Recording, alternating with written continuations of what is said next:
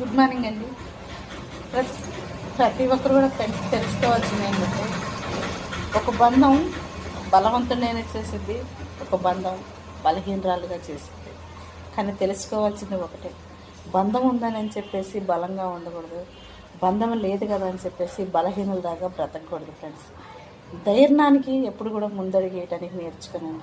ఎందుకంటే ప్రతి క్షణం కష్టాలు ఎదురిస్తూ ఉంటాయి, ఏడిపిస్తూ ఉంటాయి, ఎదురు నిలుస్తూనే ఉంటాయి. నిలిసే ప్రతి కష్టానికి కూడా తల వంచితే మనిషికి ఎప్పుడు కూడా గౌరవం ఉండదు ఫ్రెండ్స్. కష్టాలను ఎదిరించాలి, కన్నీళ్ళు దిగమింగాలి, ధైర్యంగా బ్రతకడానికి మాత్రం ప్రతి మనిషి కూడా ముందుకు అడిగేయాలి.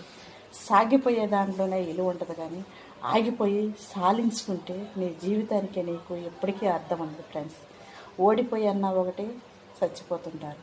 ఒకవేళ గెలిచి సాధించలేకపోతే కుంగిపోతూ ఉంటారు. అలాంటి వాళ్ళల్లో మనం ఒకళ్ళగా మిగిలిపోకూడదండి. ఎంత కష్టమైనా కానీ పోరాడి గెలిచేవాళ్ళలాగా, సాధించిన దాని వరకైనా కానీ అనుభవించేలాగా ప్రతి ఒక్కరు కూడా ధైర్యంతో ముందుకు అడిగేది ఫ్రెండ్స్. ధైర్యం లేకముందే చాలామంది కూడా కోల్పోతూ ఉంటారు. చాలా వరకు సంపాదించుకుని అనుభవించలేరు, అనుభవించిన దాంతో ఆనందంగా బ్రతకలేరు. అలాంటి వాళ్ళ కోసం ఫ్రెండ్స్ ఎప్పుడు కూడా మీరు ఎదురు చూడమాకండి. మీ నిర్ణయాలు మీ జీవితాన్ని ఒక పునాదులుగా వేసుకోండి. మీ ధైర్యాన్ని, మీ నమ్మకానికి, మీ కుటుంబానికి ఆధారంగా